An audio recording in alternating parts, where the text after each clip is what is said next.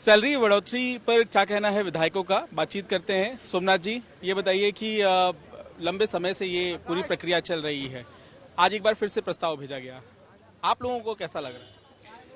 देखिए, एक नई परंपरा जो आम आदमी पार्टी ने शुरू की पॉलिटिक्स में, जिसमें कि ईमानदारी कूट कूट के भरी हो, तो एक कंफर्टेबल लाइफ के लिए कि भाई आप उसको इनेबल करें कि वो ढंग से जनता के लिए काम कर सके।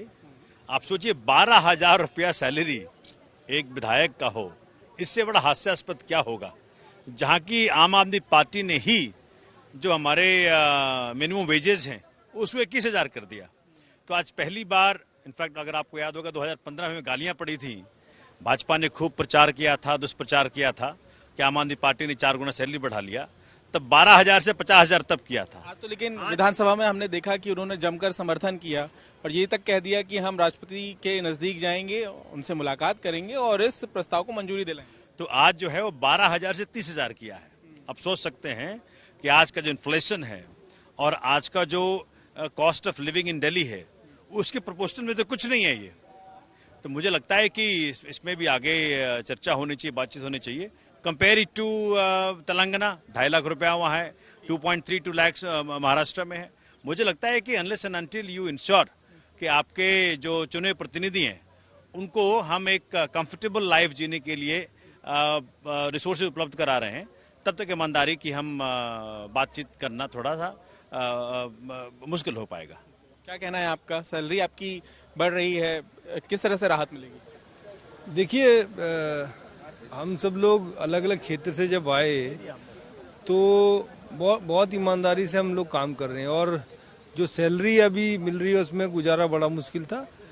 मैं 2015 की बात करना चाहूँगा। उस समय बीजेपी ने कहा कि इनकी 2 लाख 2.5 लाख रुपए सैलरी हो गई है और मजे की बात यह है कि ये पूरा का पूरा प्रपंच रचा के और उन्होंने मीडिया पे भी डाला हुआ है और मीडिया पे डालने के बाद सबको, पूरे वर्ल्ड को ये लग रहा है कि आम आदमी पार्टी के विधायकों की सैलरी 2.5 लाख रुपए, जबकि आज 90,000 रुपए की सैलरी का बिल पास हुआ है।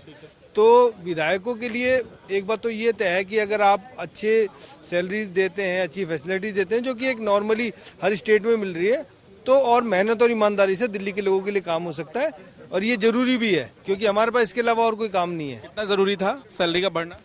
नहीं, सैलरी का बढ़ना तो जरूरी था, लेकिन उससे जरूरी था कि जैसे बहुत सारी अफवाह पहले फैली हुई थी कि दिल्ली के विधायकों को सैलरी मिलती है, लाखों में मिलती है, तो आज सबको एक तो ये पता चला दिल्ली के विधायकों को सैलरी सिर्फ 12,000 रुपया मिलती है और उसको बढ़ा के 30,000 करने का प्रस्ताव आज पेश हुआ है।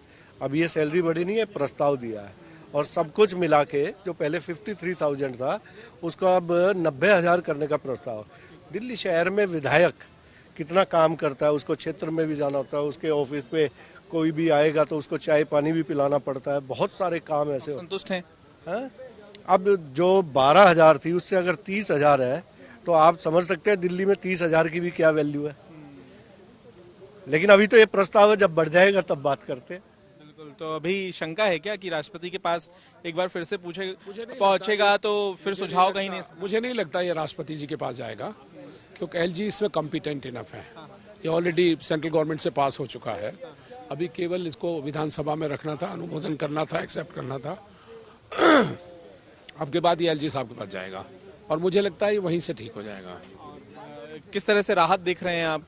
मानते हैं कि इतनी सैलरी काफी? ये कोई ऐसा लगता है कि ये जानबूझ के घटी हुई दरों पर की गई एक कोशिश है और हमें अभी भी कम उम्मीद है, क्योंकि अभी भी बहुत टाइम लगने वाला है इसमें। हमें उम्मीद नहीं है कि जल्दी से हो जाएगा। अभी प्रेसिडेंट ऑफिस में है नहीं, इलेक्शन प्रोसेस में है, उसके बाद नए प्रेसिडेंट आएंगे तो वो पता नहीं आगे उनका और इंतजार करना, वो भी क्यों प्रेसिडेंट तक जाएगा, एलजी तक जाएगा, पर एलजी तो वैसे ही फाइल बहुत रोक के रखते हैं। चलिए, तो यहाँ पर कुलदीप हैं। कुलदीप, ये बताइए कि क्या ये राहत है विधायकों के लिए या ये समय की मांग थी जिस तरह से महंगाई बढ़ रही है, या फिर लगता है कि बहुत लंबा वक्त हो गया?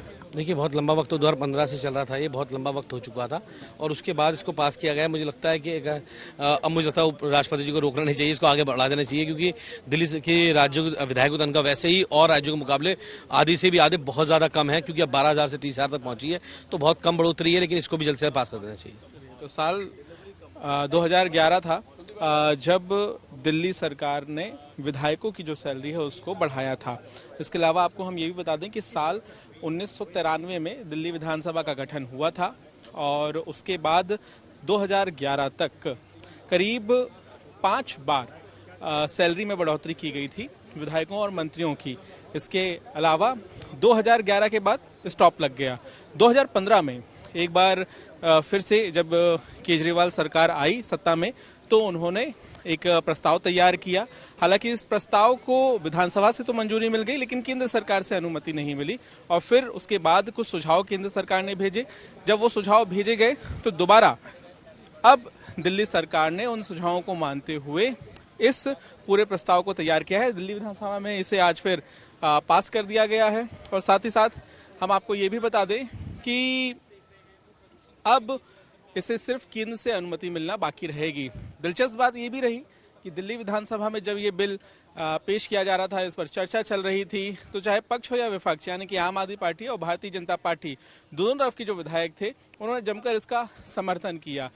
अमूमन ये देखने के लिए मिलता है कि कोई भी मुद्दा होता है तो उसमें पक्ष और विपक्ष के बीच झगड़ा होता है, वाद विवाद होता है, लेकिन यहाँ पर सभी खुश थे।